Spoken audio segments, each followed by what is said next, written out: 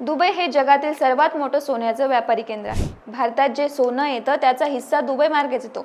पण गेल्या काही दिवसात मध्य पूर्वेतला संघर्ष इतका तीव्र झाला की विमान वाहतूक, शिपिंग आणि विमा खर्च तिन्ही गोष्टी एकत्रच वाढल्या आणि परिणाम अनेक सोन्याच्या खेपा दुबईत अडकून पडल्या। व्यापाऱ्यांसमोर प्रश्न पडलाय, माल विकत घ्यायचा की नाही, खर्च वाढतोय, मग करायचं काय?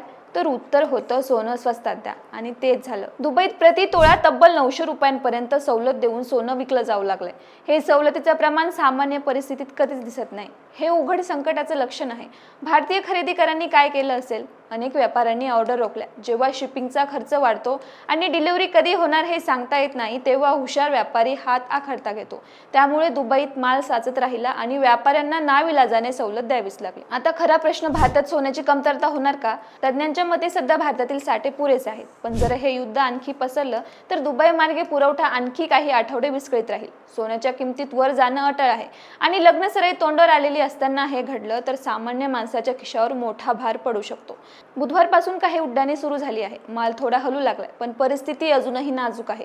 दुबईतला हा डिस्काउंट एक गोष्ट स्पष्टपणे सांगून जातो, जेव्हा जगाच्या एका कोपऱ्यात युद्ध पेटतं तेव्हा त्याची झळ थेट आपल्या दागिन्यांच्या दुकानापर्यंत येऊन पोहोचते।